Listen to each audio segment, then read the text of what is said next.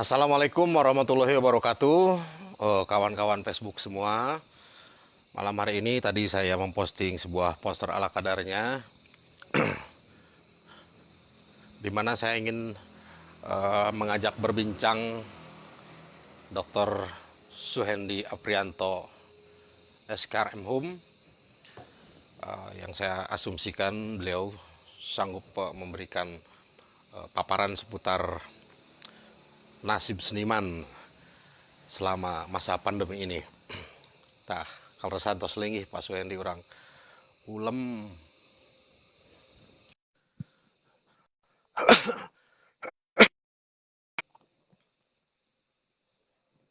Maaf Pak. Ah. Assalamualaikum warahmatullahi wabarakatuh. Udah mang Pak Suhendi. Waalaikumsalam. Alhamdulillah, pangestu sawalerna. Pangestu aya berkah. Iya. Dacan bocor saum. Oh, acan itu. Islam pisan Islam. Biasa nggak peci ya, biasa nggak peci. Oh, mangga pisan. Atuh nuhun ka sayogianana Pak Suhendi.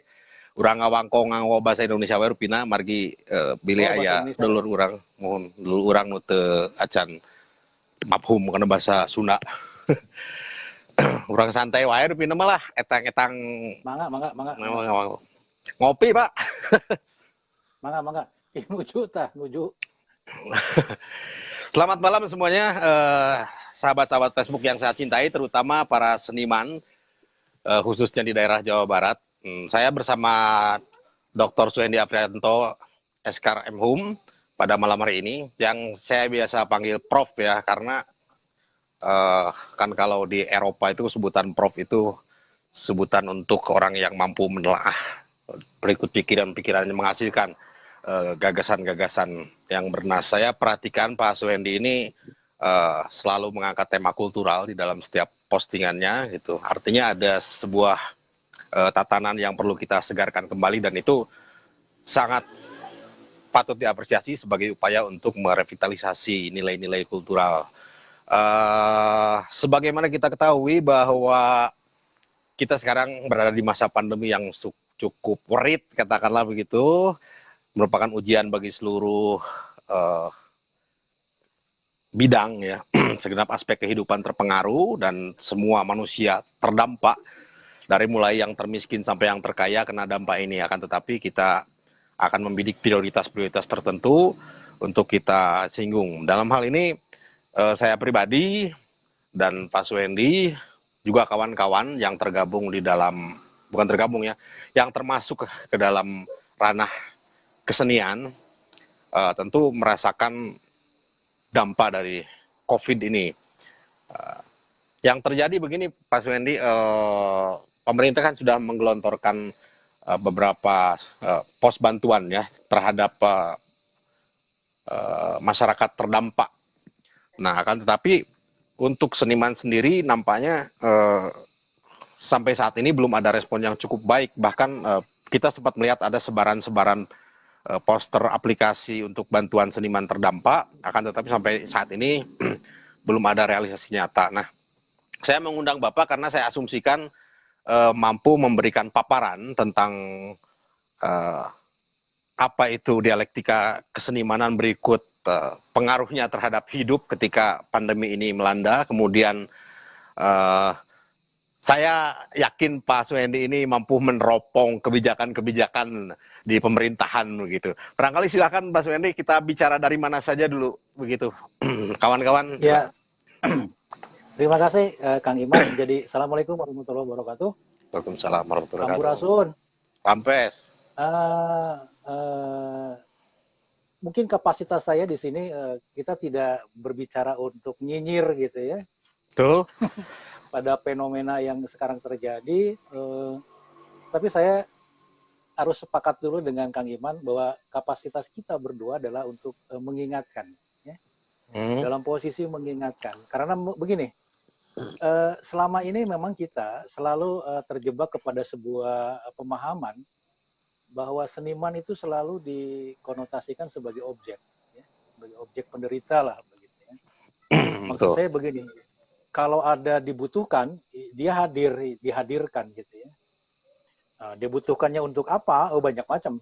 Karena dari sisi praksis, seniman itu banyak dimanfaatkan oleh berbagai kepentingan. Eh, tetapi di sisi lain, ketika ada hal-hal yang mungkin ada pembebanan seperti suasana saat ini, kadang-kadang mungkin seniman itu luput dari semacam perhatian gitu ya. Dan ini mengindikasikan karena selama ini saya lihat bahwa mungkin hampir sebagian besar tidak paham betul tentang siapa sih sebetulnya seniman itu. Nah, kalau saya, bukan artinya dari sisi saya pun penggiat seni begitu, karena nanti akan saya coba jelaskan lebih jauh bahwa seniman itu harus dilihat sebagai subjek yang potensial. Ya, mengapa demikian? Ini bukan goong nabuh maneh ya, atau kita merasa kita yang paling dibutuhkan, nggak juga. Ketika terjadi perubahan paradigma masyarakat dari agraris ke industri, ya, disadari atau tidak disadari, sektor seni adalah punya pegang peran yang cukup penting juga untuk menggerakkan sektor industri. Yang paling kena dampaknya adalah di industri pariwisata. Ini jelas. Ya. Nah, bagaimana posisi seniman di situ? Dia memberikan kontribusi yang tidak sedikit juga sebagai pelaku yang akan menggerakkan roda industri ini. Nah, mengapa saya bicara tentang subjek yang potensial?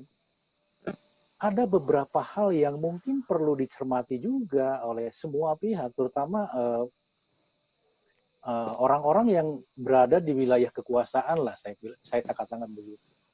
Seniman ini adalah satu sosok yang sebetulnya dia bisa hidup sendiri tanpa disediakan wadahnya. Betul. Betul nggak? Ya, Coba ya. kita lihat. Dibandingkan dengan yang terserap di pekerja-pekerja formal, di bidang-bidang formal, ya, apakah itu di institusi pemerintahan, ataupun di sektor-sektor pendidikan, jumlahnya lebih sedikit dibandingkan dengan pelaku-pelaku seni atau seniman yang bergerak sendiri dan menciptakan lapangan pekerjaan sendiri gitu loh. Ketika mereka bergerak di situ, pertanyaannya apakah seniman itu punya kontribusi enggak untuk pembangunan ekonomi di dalam negara kita? Besar kalau menurut saya. Mengapa Begini Pak, besar? sebentar saya ini dulu, saya sela dulu. Melihat fenomena yang terjadi ya, kita merasakan, taruhlah kita ambil garis besar peradabannya, bahwa seniman itu sangat mewarnai kehidupan ini kan, dari berbagai bidang, berbagai jenis kesenian, bahkan seperti tadi saya sempat kita komen-komen di Facebook, di postingannya Pak Dr. Suendi, dari mulai persoalan ini keseharian saja yang nampak ya secara bentuk, dari mulai persoalan grafikal, musikal, seni pertunjukan, fashion dan lain sebagainya. Artinya wilayah itu menjadi satu titik tersendiri untuk disadari bahwa memang peran seniman itu sangat besar. Selain sebagai subjek yang tadi disebutkan bahwa kehidupan ini seolah memang tidak bisa berjalan tanpa peran seniman gitu. Nah, yang ingin saya tanyakan adalah, kan pemerintah tentunya sektoral ya, mengurus ini gitu kan, tidak bisa digeneralisir bahwa pemerintah tidak memperhatikan seniman, tetapi secara sektoral telah ada bagian-bagiannya.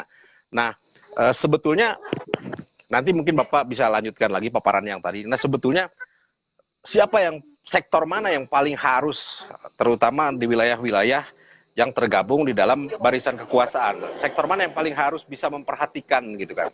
Atau Ya, apakah mungkin mereka tidak sadar fungsi tadi ya? betul. Jadi sebetulnya saya akan sampai ke situ, ya. Oke. Mengapa saya jelaskan dulu fungsi seniman ya di dalam kehidupan masyarakat kita. Sebagai subjek, dia memiliki kontribusi gitu loh. Ya. Betul. Artinya di dalam masyarakat industri ini dia punya kontribusi yang tidak sedikit juga gitu ya. Salah satunya adalah mendongkrak sektor pariwisata. Itu jelas, ya.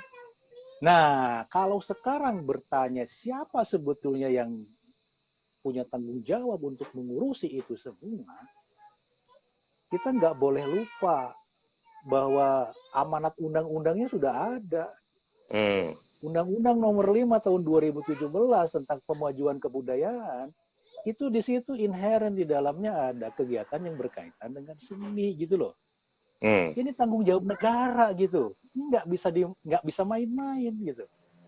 Ya, ini tanggung jawab negara. Karena apa? Negara melalui undang-undang itu memandang penting bahwa kehidupan kebudayaan yang termasuk di dalamnya ada kesenian, ada 4 pilar yang harus digulirkan sebagai program prioritas. Pertama adalah urusan pelestarian.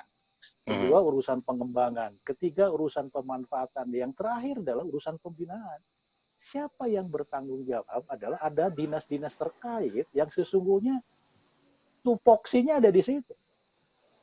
Jadi kalau dinas-dinas terkait tidak sadar tupoksinya, ini menurut saya ini sudah keluar out of track gitu ya dari tugas yang sesungguhnya begitu. Sebentar Pak, saya sebentar. Ya. Bapak menyebut dinas, apakah bermakna itu kedaerahan saja ataupun sebetulnya semacam kementerian atau dirjen dan segala macam? Saya kira dari kementerian juga sudah ada. Kementerian Pendidikan dan Kebudayaan kan ada direktorat tersendiri. Yang disebut dengan Dirjen Kebudayaan itu juga punya tanggung jawab karena yang pertama menggagas lahirnya undang-undang itu kan dari sana juga. Iya. Kemudian turunannya ke bawah kan ada dinas-dinas terkait. Apakah itu yang berkait langsung dengan Dikbud atau yang berkait langsung dengan pariwisata? Kan ini sudah jelas. Kemudian derivasinya kemana, turunannya kemana, secara hierarkis organisasi kan ada juga. Baik di tingkat provinsi maupun tingkat kabupaten. Saya kira semua teman-teman tahu lah. Saya tidak ingin menyebutkan secara eksplisit karena itu kan sudah include dengan tugas pokoknya seperti itu. Nah, kalau ada pengabaian, menurut saya sih sederhana, berarti yang bersangkutan tidak sadar terhadap tugas dan fungsinya kan begitu. Sederhananya kan begitu, ya. Kita lihat saja sekarang, kalau sektor-sektor yang lain mendapatkan perhatian, ya, jikalau pelaku seni tidak dapat perhatian, yang paling sebetulnya kita tampar adalah dinas terkait kan begitu. Sederhananya kan begitu ya, nggak bisa mengelak, itu amanat undang-undang kok, gitu ya. Nah sekarang pertanyaannya, untung saja seniman-seniman kita itu adalah orang yang humble, ya, orang-orang soleh yang tanda memang, kutip gitu. Ya kalau saya sih melihat fenomenanya sangat secara terlalu reaksional begitu. Nah ini juga mengindikasikan apakah karena pelaku seni atau seniman itu orang baik ya kalau menurut saya, lantas biarin saja gitu. Nah pembiaran ini nggak boleh terjadi karena apa? Negara itu harus menganut ajas kebijakan yang berkeadilan. Ya.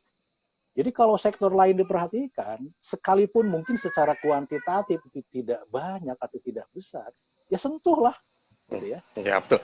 Tapi artinya memang, begini, Pak. Kang Iman, sebentar, Kang Iman, memang tidak semua wilayah abai. Saya contohkan DKI Jakarta jelas ada bantuan, ada perhatian ya, ada perhatian kesenian. Ada perhatian.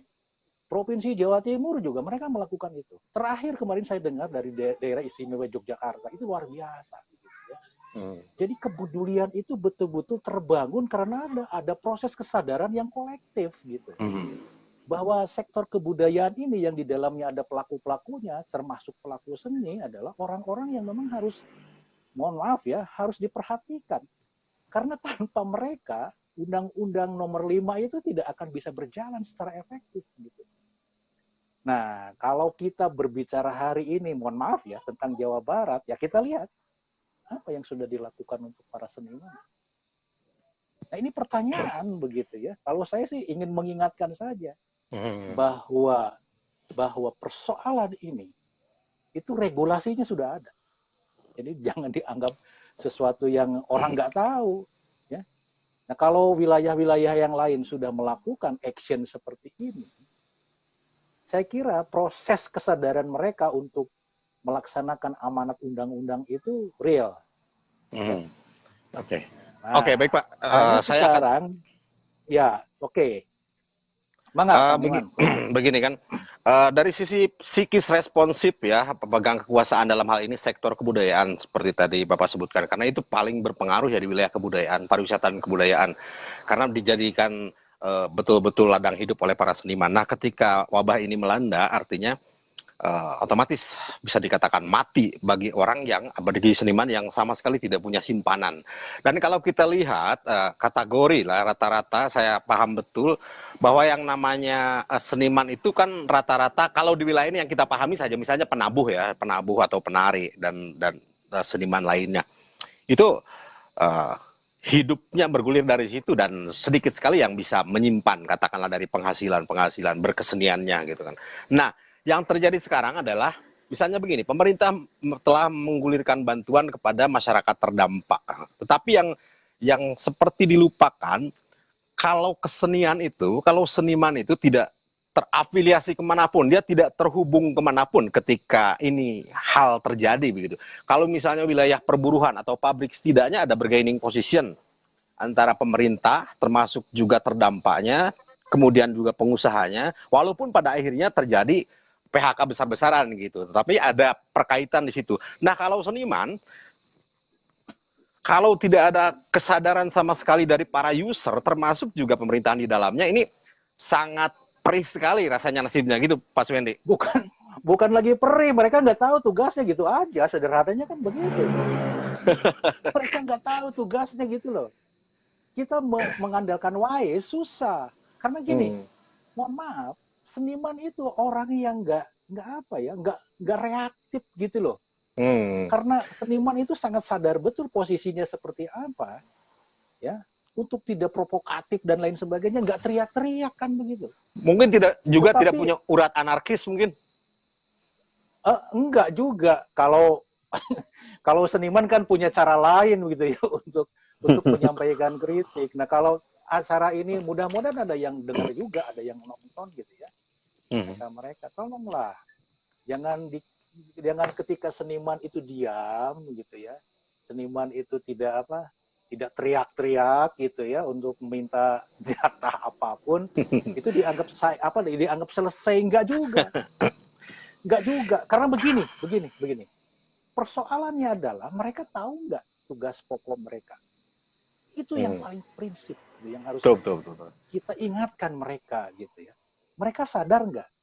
Taruhlah begini ya, mohon maaf, jadi terpaksa saya mengambil judul dinas ya, Dinas Pariwisata dan Kebudayaan gitu ya. Nah, pertanyaannya sederhana, mereka sadar nggak? Mereka bekerja di sektor yang sebetulnya lebih banyak berkaitan dengan persoalan manusia gitu loh. Betul sekali sepakat. Nah ini yang memang harus kita ingatkan. Nah kalau kita tidak ingatkan, ya kita juga ikut berdosa nanti. Jadi kalau saya sih sebagai bagian dari komunitas seni gitu ya, saya juga bahagia teman-teman tuh nggak reaktif gitu ya. Teman-teman itu dengan kesadaran yang tinggi, dengan kesadaran dan ketabahan yang memang dimiliki, itu tetap cukup mengerti tentang keadaan ini. Tapi bagi mereka nggak ada istilah biarkan aja orangnya baik-baik aja, nggak bisa begitu. Kalau undang-undang nomor 5 ini tidak dijalankan secara konsekuen, ini bahaya loh. Ini bisa digugat oleh masyarakat gitu. Karena amanatnya sudah jelas dan anggaran yang disediakan juga sudah ada kan gitu. Ada ya, Pak ya? Apakah semua harus menutup mata gitu?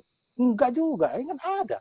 Apa yang disebut dengan pembinaan kelembagaan dan pembinaan SDM itu jelas kok. Ya kan? Jelas. Itu amanat undang-undang loh.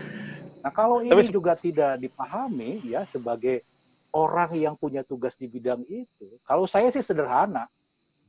Kalau dia memang nggak tahu, ya sudah harus mengundurkan diri. Nggak boleh bertahan, nanti bisa rusak tatanan sistem gitu.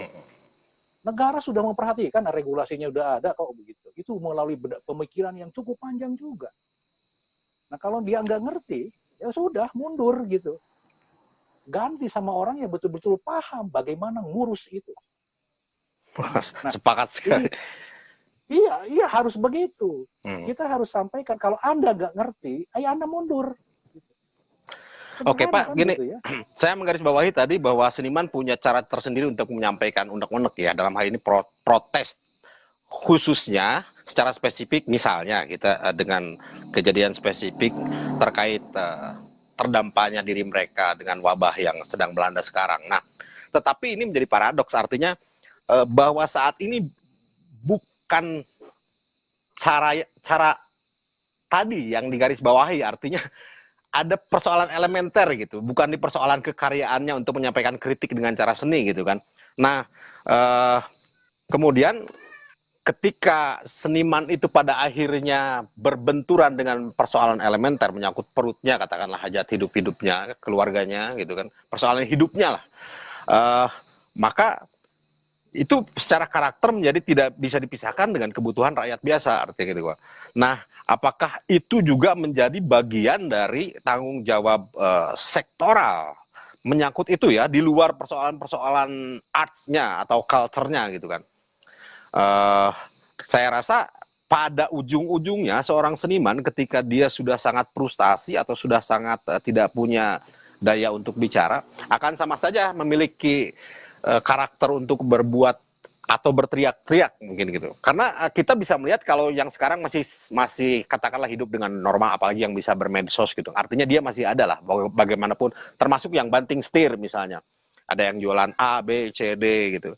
Nah, yang harus diperhatikan bahwa seniman ini cukup banyak dan pada akhirnya kebutuhan elementer itulah yang akan menjadi pemicu utama ya, bukan cara dia berekspresi melalui bidang yang dia kuasai gitu barangkali Pak.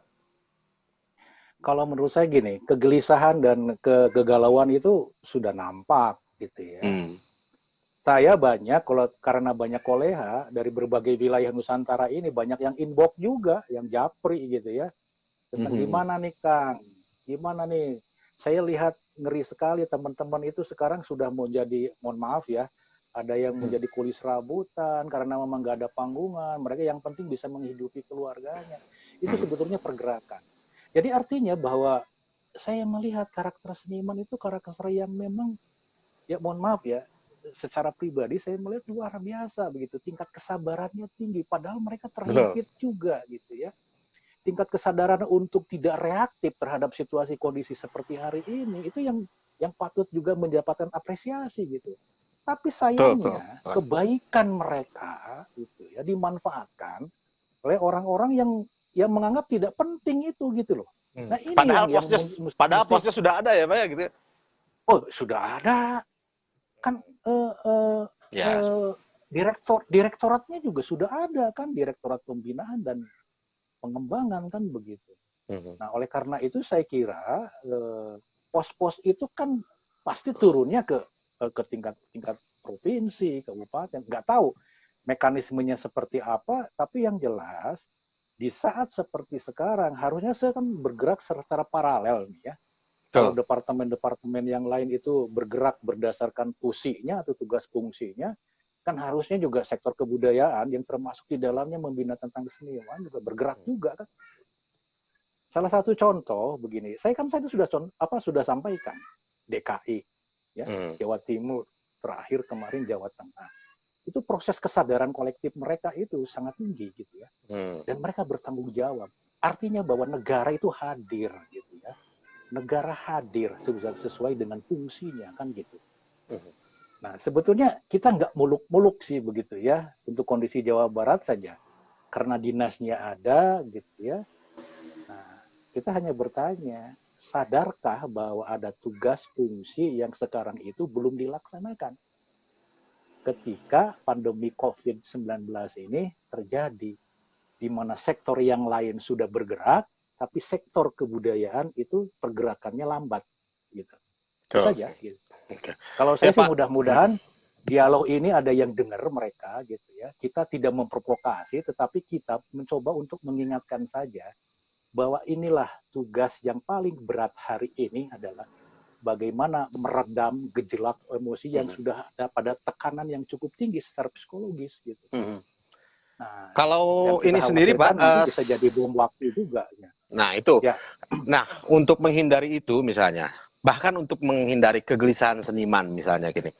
Kalau kita tadi kan paparan kita seputar sebetulnya sudah ada kanal yang dipersiapkan untuk itu, hanya mungkin mandek dan kesolehan seniman tadi dimanfaatkan oleh pihak-pihak tertentu untuk seolah-olah bahwa pos ini udahlah, seniman itu kan udah pada sabar gitu kan. Nah, barangkali ada semacam saran gitu kan, karena mungkin tidak akan lama lagi nih, hitungan hari atau mungkin minggu, akan seniman juga akan sangat collab ya, walaupun sekarang sudah collab tetapi akan menyentuh angka sangat collab.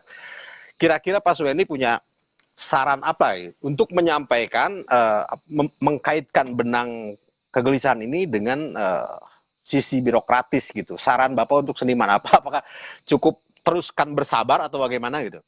Enggak juga, kita harus membangun komunikasi. Ya, kita harus membangun komunikasi Tuh. berbagai arah. Membangun komunikasi dengan pihak institusional gitu ya. Membangun komunikasi juga dengan teman-teman yang memang bergerak di bidang ini begitu ya. Itu yang terbaik. Nah, kalau ada komunikasi yang terputus ya harus disambungkan. Soalnya begini, saya juga mencoba untuk berbicara juga di dalam satu grup gitu ya, grup WA katakanlah begitu. Ada teman-teman dari DPRD Jawa Barat juga yang punya kegelisahan yang sama gitu. Dan bahkan beliau itu juga mengkritisi sangat sangat tajam karena fungsi DPR kan begitu ya, mengingatkan itu.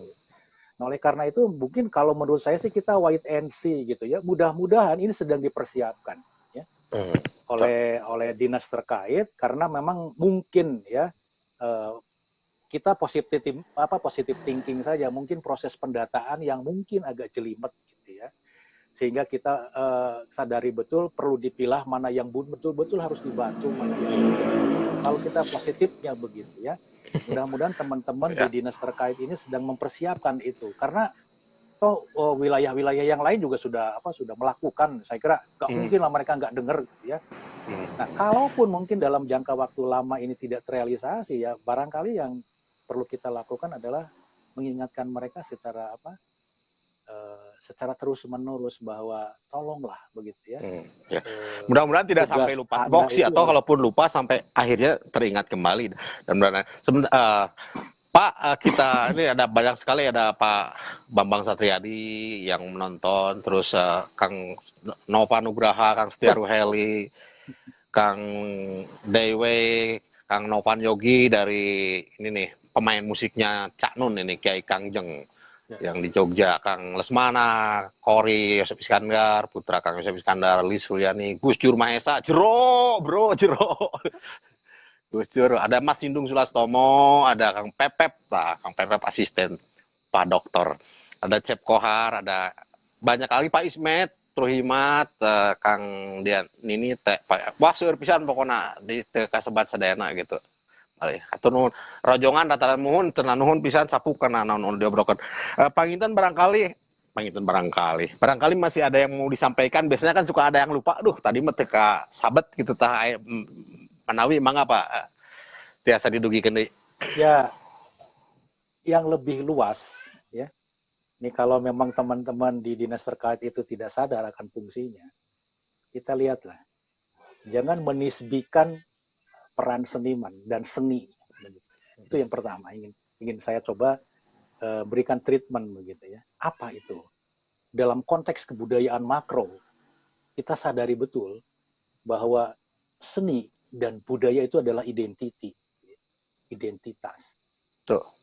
Nah, kalau ini diabaikan dan lantas orang juga, mohon maaf ya, tiba-tiba apatis ya untuk tidak melakukan sebuah terobosan untuk kepentingan identiti itu secara kultural, ini bisa bahaya. Pertama mungkin bisa dimanfaatkan oleh negara tetangga, atau kita terpuruk di dalam sebuah keniscayaan seperti ini. Nah, oleh karena itu saya kira ini yang perlu proses ini yang perlu disadarkan pada terutama teman-teman yang ada di wilayah dinas-dinas terkait bahwa kita sekarang berani bertanya, kalau di Indonesia dikenal di dunia, kan sebetulnya pintu masuknya dua. Kalau tidak berprestasi bidang olahraga, itu enggak? Atau ada satu lagi apa coba? Kebudayaannya gitu loh, sebagai identitas. Gitu. Kalau kita sadari betul dalam posisi seperti itu, kita boleh bilang bahwa sektor ini adalah sektor yang nggak boleh diabaikan gitu. Bahkan sangat vital. Ya, kalau saya sih ya begitu, karena kita merasakan betul lah di dalamnya. Coba bayangkan oleh Kang Iman. Kang Iman kan pernah kan kemana-mana gitu ya. It's beautiful music from Indonesia. Oh, Ya, dengan history betul mereka. sekali. Betul nggak? It's Betul, betul, betul. beautiful dance from Bali, Indonesia. It's beautiful music for Sundanese area. Luar biasa sekali. Aplaus mereka gitu. Sekaligus di dalamnya menunjukkan identitas bangsanya, kan begitu. Tapi itu menjadi problem klasik juga sebetulnya, tidak hanya terkait dengan bantuan seniman terdampak saja. Ini salah satu Ya contoh saja betul, karena flashback ke gini, belakang. enggak, karena So, misalnya gini Pak, karena gini, yang mengurusi itu nggak tahu gitu loh, itu aja. Iya Saya betul. sih sederhana gitu. Bahkan dulu kita sempat melihat ada apa ya, yang atas nama pemerintah itu kan kalau pergi keluar itu senimannya hanya 5 orang, sementara yang nganter sampai 20 orang. Terus kita diundang oleh festival tertentu sampai kesulitan dapat izin untuk pergi ke luar negeri gitu kan. Birokrasi yang memberatkan. Nah, tingkat kesadarannya itu memang berbagai lini di bidang culture itu sendiri gitu Pak. Nah, Ya itu karena barangkali kita memang terlalu baik. Karena kita terlalu baik gitu. kawit nama itu pada ngomparasikan ya beberapa rekan di luar negeri karena kuma peratosana seperti Kamang Epic lainnya di Australia, terus Kang Dang Eru di Amerika, Ogeno di Taiwan, Kang sanes Dadang di Kanten, Brunei. yang radang di Brunei, kawit nama mung waktu sanu tepas rupina margi benten jeda waktu sakadar kemutan ke para wargi sadaya, mungkin ini pasti ini saya ucapkan terima kasih. Saya yakin ada yang ingin bertanya atau mengutarakan pendapat. Nah bisa ditulis panginten Pak Suhendi wayahna engke direspon tinangtos aya nu komen-komen gitu bilih aya upami di dieu mah notifna rada telat janten upami nu naros teh teu ka-scroll tiasa engal-engal gitu. Setelah ini berakhir mungkin tiasa naroskeun lajeng kita bahas sama-sama lah. Yang paling penting tadi kata Pak Suhendi kita harus menguatkan komunikasi baik secara horizontal dengan sama seniman, kemudian juga ada pendekatan-pendekatan terhadap birokrasi begitu Pak Suhendi. Ya, saya kira Ya. begitu ya. Jadi kata kuncinya adalah kita harus membangun komunikasi. Jangan-jangan ya karena ketidaktahuan mereka-mereka, tapi mudah-mudahan tidak sih. Jadi saya sih berharap tidak ada unsur kesengajaan. Tapi karena memang faktor ketidaktahuan saja begitu ya. Oke, barangkali ketidaktahuan tugas dan fungsinya gitu. Itu aja iya. gitu ya. Iya. Nuhun pisan Pak Suhendi parantos ngaluangkeun waktos karena mamunut simkuring atur nuhun. Itu saudara-saudara sekalian, kawan-kawanku seniman semuanya, semoga kita tetap diberi kekuatan. Semoga kita makin solid lagi komunikasi di antara kita, termasuk juga tadi yang disampaikan Pak Suhendi, bisa mendobrak dalam tanda kutip ya, bisa berkomunikasi juga dengan pihak aparatur terkait, dalam hal ini sektor-sektor yang memang sudah membidangi wilayah seni budaya atau budaya dan pariwisata. Nah, ini acara live ini akan kita tutup saja. Barangkali ada urun pendapat ataupun pertanyaan bisa ditulis saja ya, karena di sini kita tidak cukup mumpuni untuk bisa langsung berkomunikasi. Barangkali demikian. Terima kasih Pak Dr. Suhendi Aprianto. Saya ucapkan selamat menjalankan puasa hari esok. Semoga sehat selalu dan untuk semuanya. Begitu Pak. Aya badai saya hello Pak kasadayana mangga. Wah, cekap lah eta inohong wungkul geuning anu ngintipna ge. Saya atur nuhun. Ieu mah da wangkong wungkul.